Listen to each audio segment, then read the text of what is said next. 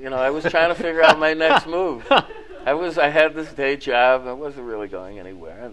But I did get offered to play some sessions, and that reawoke my desire to play.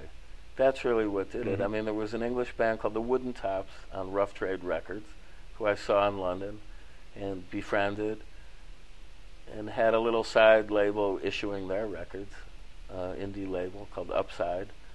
And they invited me to play on their major label debut for Columbia. It was called Wooden Foot Cops on the Highway, and I was featured on that. So that was fun. And then I worked with Adrian Sherwood, if you know him, this English dub producer, composer, and a Singers and Players record. That was fun. Matthew Sweet asked me to play on his record Earth, who later was in my Gods and Monsters band for a while. So all of this rewoke the joy of playing again. But what the kicker was, somebody dared me to do a show. The Knitting Factory Club that opened up in New York. I went to see Tim Byrne play there. And I met the owner, Michael Dorff. And he said, Beefheart's guitarist. We could probably do a show with you here. I said, yeah. A solo show? Yeah. So, and then somebody did this dare. So I said, all right, I'm going to show this person. So I put together a repertoire, really like woodshedded very heavily to get a repertoire together. I think I had one little pedal to this first show. And everything that could go wrong, really, with the run-up to the show went wrong. I mean, they left my name out of the ad in the Village Voice that week. Yeah, I remember that. That's a problem. They put it on Tuesday, you know, a terrible night usually to play in the week. And, I mean, not the best.